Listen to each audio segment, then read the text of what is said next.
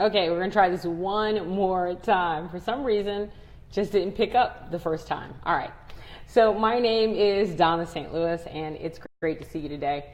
You know, on social media for the past couple of days, unless you've been under a rock, we've been seeing everything about the NFL protests, about the guys taking a knee. And I think a lot of people are upset about it. There are some people who understand it. But I really didn't want to go into the details in regards to the protest itself. What I really want to talk about is bias and prejudice, right? Because bias and prejudice is real. And I know I've talked to people so many times, I go, oh, I have absolutely no bias. I have absolutely no prejudice. What's up, James? And I want you just to take this test with me. I want you to play along with me and have a moment of honesty within yourself. Even if you don't write anything, even if you don't comment, I just want you to take this test with me and have just a moment of honesty with yourself. Now, if you have the testicular fortitude, what's up, Oski? How you doing, baby? If you have the testicular fortitude, if you have the intestinal fortitude or the ovarian audacity, then you'll write your answer. So here's the test. A couple of years ago, after a party I was having in my neighborhood, my neighbor who lived adjacent from me across the street decided that he was going to ride his bike. Now, he's an NFL player. He played for a professional team, went to the Super Bowl, and he decided that he was going to ride his bike around the block a few times, and we were going to clock his time for him. So this is going to be kind of cool. He's going to ride his bike. We'll clock his time. We're all outside talking noise. And just to give you an idea of the neighborhood, most of the houses were on 2 acres or an acre. They had lakes. Mine was about 5,000 square feet. So we're talking about, $1 million homes. You had tons of NFL players and different types of athletes that lived there, even artists that you may have heard of. So he decides that he's going to get on his bike and he's going to ride it. Every time he comes around, we clock it, little lap timer, and he's riding hard and fast. He has on some black shorts and a white Adidas shirt, which, by the way, a white Nike shirt and black Adidas shorts, which don't match, because you have to wear Nike and Nike, but whatever. So he's doing his ride, right? And about, I don't know, maybe it's late, by the way, because this was after a party, so it's a little late. And probably about his 5th lap around, he gets pulled over. We live in a gated community. He gets pulled over by a police officer. Now, he's not on a motorized bicycle. He is on a bicycle, like one that pedals with your feet, right? So he's on a bicycle and he gets pulled over, lights flashing at all. And he's only about 3 houses down, and we're all thinking, what the hell happened? Like, what's going on? We honestly thought that he must have fallen or got hit or something like that. Like, something must have happened to him. So we go down, we start walking closer, and we see our neighbor is actually leaned over on the car. His hands are behind his back. His legs are wide open, and he's being like mushed, like questioned, like, what the hell? And we're going, hey, what's happening? And the police, and one of our neighbors, his name is Robert, we just called him Bobby. Bobby said, what's going on? This guy lives here. Now, Bobby is the CFO of a Fortune 50 company. So Bobby goes, what's going on? This guy literally lives right there. He's an NFL player. That's his house right there. The police officer lets him up and then chastises him for riding around his neighborhood without any identification. So here's my question for you. And he did say, the police officer said his job to keep the neighborhood safe, and that this gentleman looked like he, quote, just didn't belong. So here's my question for you. If you just have a moment of honesty, and Oski already kind of did it for himself, what color was my neighbor? I'm asking you what you think right now, if you have the guts to answer that question. Not everyone will have the guts to answer that question, but if you have the guts to answer that question, what color was my neighbor who was riding around the block that got pulled over by a police officer and slammed against the car because he looked like he didn't belong? Now, I will tell you, even if I had heard that story, and it's a true story, by the way, but even if I had heard that story and I wasn't there, I will tell you that my first reaction was, he was obviously black. That would have been my answer. Oski and Michael have the balls to say it too. And mind you, I never said what color the man was in the story. I told you his shirt was white. I told you his pants was black. But if you think for a moment, if you had for a moment, when you visualize his face, that he was black, then that's what bias is. And here's the thing. It's okay. You're allowed to have bias because you've been fed bias from the time you were little, believe it or not. Okay. Remember when you used to watch Sesame Street? Yeah, James won't say because he knows this one because you remember when this happens, right? But remember when you were little and you used to watch Sesame Street and they used to have on Sesame Street, one of these kids is doing his own thing. Remember that? And they have the 4 kids and they have like the 3 kids doing something. They have the one little kid doing something different.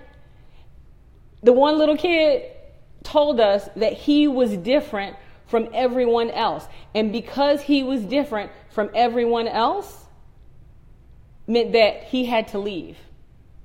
We saw this on Sesame Street when we were children. If you were different, you were picked out and you had to leave.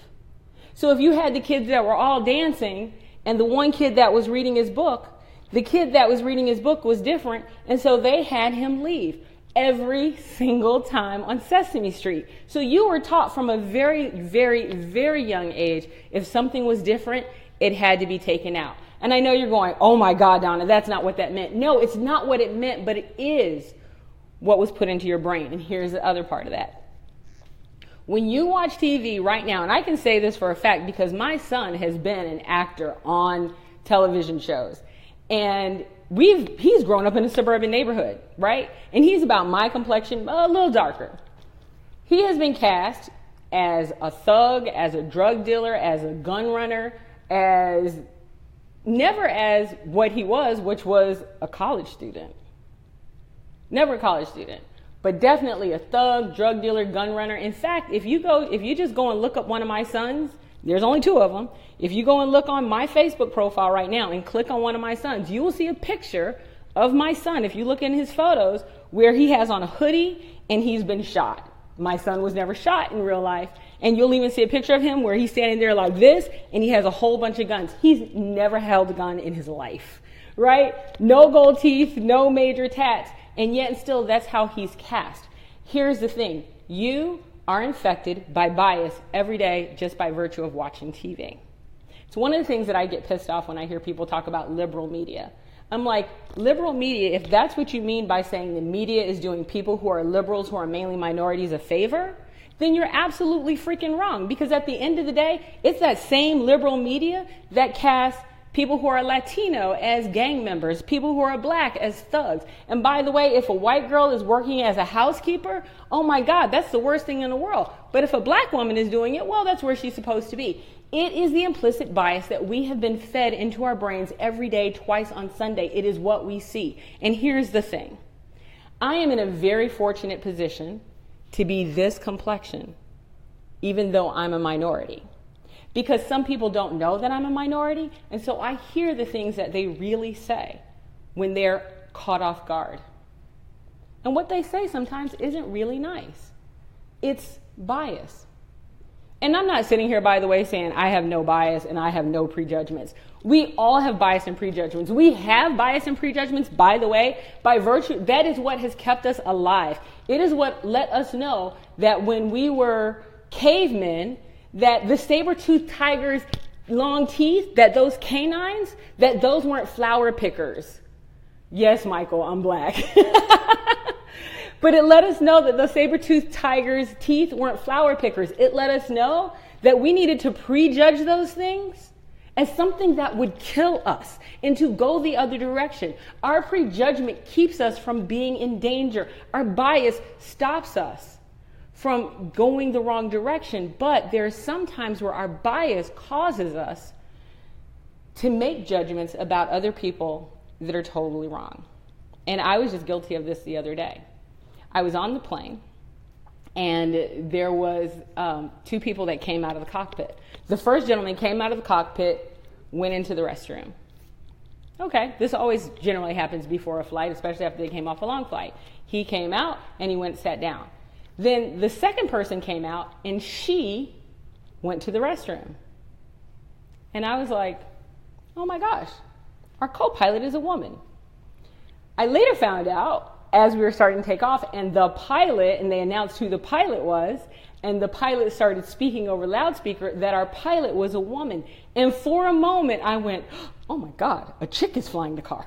Like a chick is flying the plane. Oh my God. It was like I had just run into a woman driver or something. Like I had a moment, and then I thought, what am I doing? I mean, it's not like there's a special place for in the cockpit. Like the guy isn't going to stick his junk anywhere. That's not why they call it a cockpit, right? He's not going to fly the plane with that. So why am I so worried that she's going to fly it as compared to he's going to fly it? So what do you do? What happens in that moment where you recognize that you have just a little, yeah, I know. Sherry's like, LOL, yes. Because, yeah, just because they call it a cockpit, there's not a pit for his, it's not there. That is not why they call it that. So that means that she is capable of flying. So what do I do when I have this moment of bias? And by the way, this happens all the time. She says, I have a bias against arrogance. I do too. I have a bias against arrogance. Sherry Morris, autopilot. I don't think that's what they do for autopilot, but okay. But what do I do? When I have it, and I do recognize that I have it, is I take a second, a moment, and stop and pause and go, what am I thinking? And then I go out of my way to give that person the benefit of the doubt. I actually do. I'm like, stop. What the hell are you thinking? Give them the benefit of the doubt. They haven't done anything for you to think that way. And then I correct my behavior. It is not perfect by a long shot. It is not a reflex at this point. It's an instant. That person cannot be doing that job. Okay, wait, what are you thinking, stupid? That's what happens in my mind, and I correct myself. But I have the opportunity to do that. Unfortunately, police officers don't. Police officers have to make split-second decisions. And unfortunately, their bias sometimes causes them to make split-second decisions that leave other people dead. So I'm going to end this with something that most people, unfortunately, that I see on social media don't do, and I will tell you, it drives me batshit crazy. I'm actually going to come up with what I would like to call a small solution to one of our problems, which we do have a significant amount of police brutality. Police officers being brutalized and police officers using their authority to brutalize others. Here's what we're missing in our neighborhood. It is harder for you to walk down the street and see a neighbor's kid do something wrong and pick up the phone and call the police. It's harder for you to walk down the street and see your neighbor and think that they're doing something wrong. Why? Because you know them. It's even harder for you to do it with your own children. You have a hard time picking up the phone and calling the police on your own children. Why? Because you love them. What we're missing in our neighborhoods and what we're missing right now in our communities is police community patrols. And not just police patrols where they're in the car. I mean community patrols where the police who police your neighborhood probably grew up in your neighborhood. So they know you. They've grown up with you. They know who the good kids are. They recognize who the troublemakers were. And they have a bias for the people and not against the people. But isn't that kind of the point of policing? To be for the people? I remember when I was little, there was a police officer, because this used to be a requirement in Miami, that if you lived, you could only apply for that job if you lived in that city. And there were a few police officers that canvassed the neighborhood regularly. And I knew them growing up, and I knew their name, and they knew my name, and I recognized them. And when I moved out of the neighborhood and came back, I knew who they were. And there was a constant reminder that they were a part of our neighborhood, that they were a part of our community. And when things got really, really bad, because I remember when I was little and the riots were happening in Liberty City, I remember those police officers actually coming around to my grandmother's house and saying, listen, we might want to go ahead, because they knew the problems were coming. They're like, we might want to go ahead and take Dawnna out of here because she's a little bit more light-skinned and this would not be a safe area for her. That wouldn't happen today. right? But they knew my grandmother, they knew me. And so they thought it would be best to get me to safety. It's those types of things that we're missing from our neighborhood. We don't know the names of our police officers anymore. We don't recognize them when they drive down the street, and they damn sure don't recognize us. And there is a big difference when you take a kid that grew up in the suburbs in Boca Raton and you put him in the hood in Liberty City. They don't know what to do. I can walk down the street in Liberty City today and be totally comfortable because that's where I grew up. I could go and police that neighborhood right now and be all right, and I haven't been there in years. But someone who's never been there, ever, would find themselves in a situation that would be rather uncomfortable.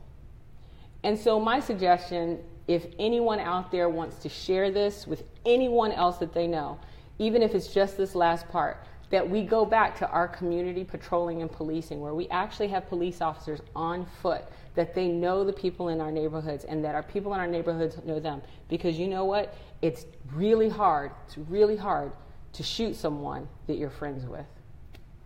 My name is Dawnna St. Louis, and I really hope this gave you just a look into your own bias and maybe even your own prejudices, and maybe even gave you a moment to just sit back and think, damn, I do have them, and how you're going to behave the next time. It's okay. We all got them. It's cool. Don't hate yourself. Just correct the behavior. I hope to see you guys next time. Holla.